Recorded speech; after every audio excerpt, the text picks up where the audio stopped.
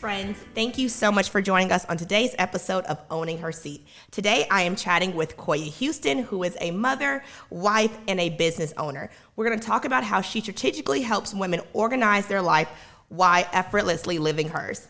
Thank you for joining me today, Coya. You are so welcome. I'm happy to be here. You did that so well. I'm just sitting here like, wow. I'm happy to be Coya. here. I'm thrilled to have you. Okay, so Coya, introduce yourself. Who are you? What do you do? I'm Coya. So I have two businesses. Well, I'm a wife. I'm a mother of two bad kids, 10 and 8. I have two businesses that I run. Basically, during the day, I help women execute their business goals, and then at night I help women organize their lives and kind of create a life that they love, right? Well, design it kind of through like a process that I went through myself. Really? Okay, so what was that process like going through it? Because it's like, the person you are when you're like, 20 years old, single, kicking it at Club Prime versus fast forward now, how did you make that transition? And I want to point out that lots of times people or women, I'm going to say specifically women, they lose themselves. Yes. You know what I mean? So it's just like, I'm a mother, I'm a wife, but I kind of forget who I am in the process. Right. What did that look like towards you? That's exactly what it was for me. Like, I feel like after my two kids, and then my husband was like kind of out here popping because he had his thing going on. I was just like the mom at home taking care of these kids, and it just doesn't work for me. It's just not for me. It didn't sit well for me. Yeah, it didn't sit, like, it's for some people, and that's fine, but it just wasn't my thing. And so I just kind of started right when I was about to turn 30, I started sinking into a little depression. I was just not happy. Yeah. And I don't think anyone, every time I talk about it, everyone's like, I didn't know this.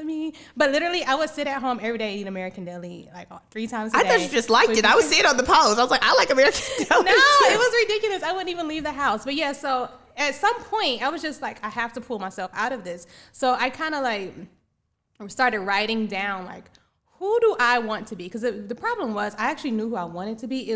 I just wasn't getting to her to become her quick enough. So I was trying to figure out like, okay, why aren't you moving forward? So I had to become super clear on like who that woman was and like what she looks like, what she dressed like, what's her job like, all these different things. And then I wrote out an action plan and then like checkpoints. And then I just started moving forward. And I started blocking everything out. It was like, if you are not in line with this woman, what I'm trying to do, then you have to go. And so like literally that happened right before my 30th birthday. And ever since then it's been full force forward. And I'm 34 now. So it's been 4 years of the process. But now I'm like, I wake up every morning, I'm like, okay. But like literally that's inspirational because a lot of times when people are depressed, they don't know they're depressed. Yeah. Number 2, especially in the Black community, it's very hard to discuss being depressed and mental health. So how did you pull yourself out of this space with like, did you go to therapy or was it just cold turkey? It's just all me. Yeah, it was literally, I did not go to therapy. I wish I had. I didn't start going to therapy actually for maybe another year and a half. But I sat and I would cry. Like I was crying like every day. And I was just like, okay, like you are stronger than this. You have to figure this out. For sure. Like I just started journaling. Like I literally started journaling every single day.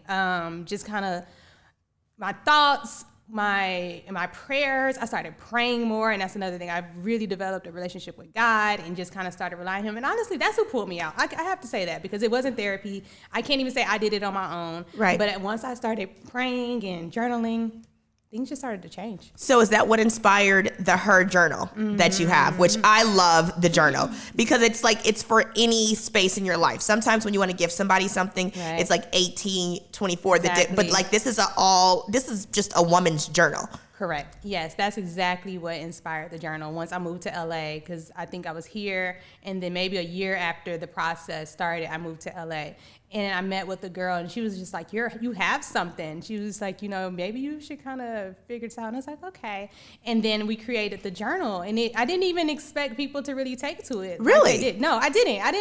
I don't know. I guess because in my community and like the people that I follow, it wasn't really people journaling and things. Now it's like a big thing. Right. But back then it wasn't. Everybody was like boutique and even me, I had the boutique. So it was just like I didn't expect people to like really take to it like they did, and they loved it. It's amazing. Okay, so speaking of your boutique, how have you handled going from business to business? Because as a small business owner, I try, it didn't work. Let me go to the next one. I try, okay, this isn't the thing that's popped for me. How do you go from a business that you love that you didn't feel like it happened the way you wanted to happen? Girl. So it was hard. So I had my boutique for 7 years. Wow. Yeah, it was 7 years. And I was drained. I just came to a point where I knew that there was no future. Like looking 5 years ahead, do you still want to be pushing clothes? And I did not want to be pushing clothes. My friend said she does not want to slay walls. I didn't want to slay walls, and I don't want to be pushing clothes. Like, I just did not want to do that anymore. So I'm sorry, my voice just keeps No, you're fine. You're fine. Let me drink some more wine. I think before we were about to move back to Atlanta from LA, and I must say, like, my boutique was booming when I decided to shut it down. Another sacrifice as a wife and a mother that we take. I was like, I can't do this. Like, there's no future in it for me. And I think it was also like the her part, like the Her Daily Guide, which is, I guess, my business we'll talk about soon, was always pulling at me. It's like, girl, like, this is you, but I always kind of put it off to the back burner, like, people don't really want that. They want these clothes. They want these cute pictures. They want me to, like, show up every day, be cute, bomb, with a photographer. So I think it was that kind of pulling at me, or God is just like, no, you're over here. This is what I've set out for you. And so I started feeling like I just didn't want to take the pictures anymore. I didn't want to go shopping. And then I just decided, I was like, okay, I prayed on it, and I sat on it maybe for like 3 months. Wow. Yeah, I just stopped. Like, we're done. Yeah, I just stopped. And I was like, if I'm pulled back to it, then, that's what we'll do. And if not, then I'll just move forward. And I just never went back. It was hard, though. So what is Her? Like, I see it's Her Daily Guide. You have the great sweatshirts that I purchased. Yes. What is Her to you, and how you've made it into a brand? So Her is the woman that you want to be, right? So everybody's Her is different. And that's why I have... there's on my website, there's like a little download, and it kind of walks you through the process of designing your Her. So it gives us like 5 steps. And so that's who Her is. I mean, for me, it's the mom who does business and kids and wife and dresses up and goes out with her friends and turns up and, like all these different things. And I think everybody has to become very, very clear on like who their Her is, but it's different for everyone. Oh my goodness, I love that. Okay, so we speak a lot about doing, doing. Okay, so you launched Do because you're extremely organized. I am. You're very strategic with your day. I always love how you say, one false emergency is not going to throw off my day. It's not my problem. But that always reminds me of my mom, who says, poor planning on your part does not constitute as an emergency on my part. Oh my God, yes, Mom. That's what she says all the time. So it's like back in the day, hey, Mom, I have a project that's due at 8 a.m. It's 9. Can we go to work? She'd be like, no, you're just going to fail. You know what I mean? Not my problem. She would always go, but you would get verbally assaulted prior to. She would so do it. Never do it again. Never. So how did that translate into you launching this agency? Yes. So the whole time that I was doing my boutique, I pretty much did it alone. Like, it was me doing everything, like the shipping, the marketing, the shopping. One-man band. Just everything, right? And so in the whole time, I was just like, I just need me. Because I really enjoyed the back end stuff. Yeah. Like, the other stuff was cool. It was fun. It was cute. But I really, really enjoy like just trying to figure out like different marketing strategies and keeping up with the trends that's going on and figuring out, like, I feel like right now I would be killing TikTok. I'm like, I was just telling someone, I was like, I still have my boutique right now. The transitions. I mean, clothes just flying left and right. Like, I love the trends and like the parts, just the behind the scenes part of a business. So when I decided to stop doing the boutique, I was like, all right, so I think I'm going to start helping other women, execute their goals, like whatever ideas they have, or just really busy women who just don't have time, or like their business just kind of all over the place, and go in and restructure it. So that's what I did. And it started with one client, and then it was just like, oh, they told a person, and they told a person, and all of a sudden it's an agency that was just like, whoa, okay. I didn't know it was going to be all this. I didn't know it was going to be all of this. Yeah. And so it's a lot. It's a lot. It seems like everything's a lot, right? You're right. Nothing's easy. Nothing easy. Like, literally, it's so funny because, like, in your 20s, you're trying to figure it out, right? And you just really, there's a shortcut. Like, I know I'm going to find a shortcut. Believe you me, if there was a shortcut, we would have found it. There's no shortcut. There's You no have shortcut. to do the work. That's so true. It's like I feel like, especially on Instagram, because I love how you post your highs and the lows. There's not like, I feel like, as my friend TT says, like the Instagram is just like all your highlights. You know what I mean? No one knows about the 3 o'clock in the morning, you know, waking up at 5 a.m., the days when you don't feel like doing it, that you still have to do it. How do you manage everything? Because you wear multiple hats for multiple people, and you always, it seems, puts like being a mother and a wife first. How do you do that without letting, because I mean, let's be clear, that's a job in itself. It is. Oh my God. How do you do that, especially with like, you know, your son's games and like your, I mean, like you just do everything. How do you manage it all? I'm ridiculously organized. Like I'm super intentional about the things that I do, like my days, like every single Sunday, which is why yesterday I was like, oh my God, I'm outside on a Sunday. Usually I never go outside on a Sunday because I take my Sundays and I relax. And then I plan out my days. I plan out the week. And it's a very, you know, it's a strategic process. Like I have my projects that I'm working on for my clients. I have my family. I have my husband, all of these different things. And so I have to make sure that I'm like, I use time blocks and kind of like go throughout the week and put different time blocks in so I can make sure everyone is being catered to, myself included, right? So it's like, self-care. Okay, self-care. Yeah, like things that I like to do, because if I'm not doing what I like to do, then I'm not a very happy person. I'm not that pleasant to be around.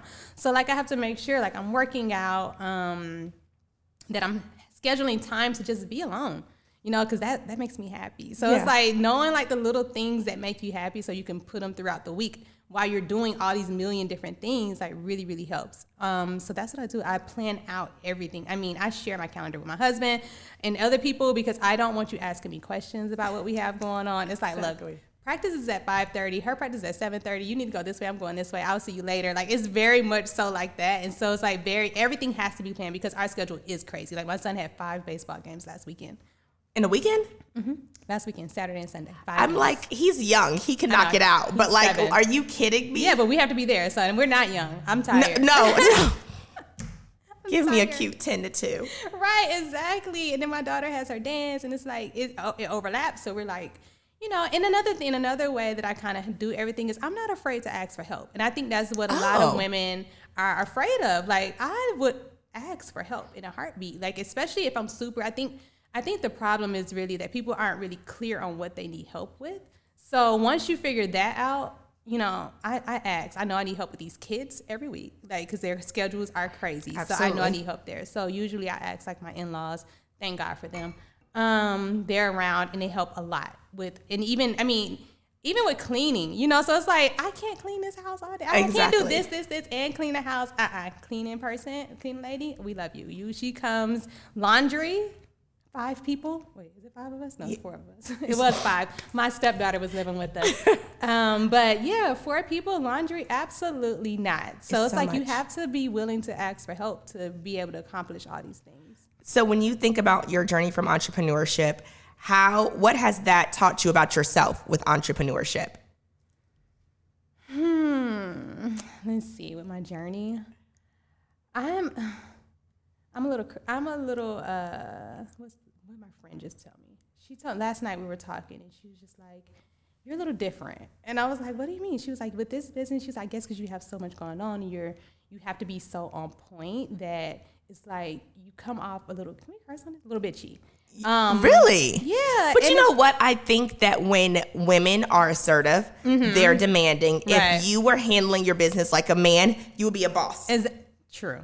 You know what I mean? True. But I think because they put women in a box for so many things, it's like, I'm like, but what exactly is that? I stand up for myself. Right. I speak assertively. I have boundaries. I'm no nonsense. Yeah. So I don't think I would never get that from you. I know, and that's what everyone's saying. They're like, oh my God, like, you're just so like, this is what it is. And it's not just with my business, it's in my personal life too. Like, we just went on a trip to Puerto Rico for spring break. It was 15 of us. So I'm like, what's the plan? It's 15 people. Like, don't call me the day before before, saying you need this and this and this. Like, give me a day. Say this needs to be talked about, the menu or whatever needs to be done by Friday. Give me a deadline, and I'll have it over to you. But please do not be texting me all these different text messages like, hey, we need this. Hey, we need this. Like, no. So I think that's where she was just like, because I was really on one, because I also have all these other things going on. So it's like, just tell me when it's due. I promise I'll have it over to you. Structure and boundaries. And I think it's different when you don't. Sometimes when you like are dealing with people who live by the edge of their seats, it's just very, I cannot do last minute. It makes me so anxious. Like, excuse me. Same. How much note? Like, girl, no. Same.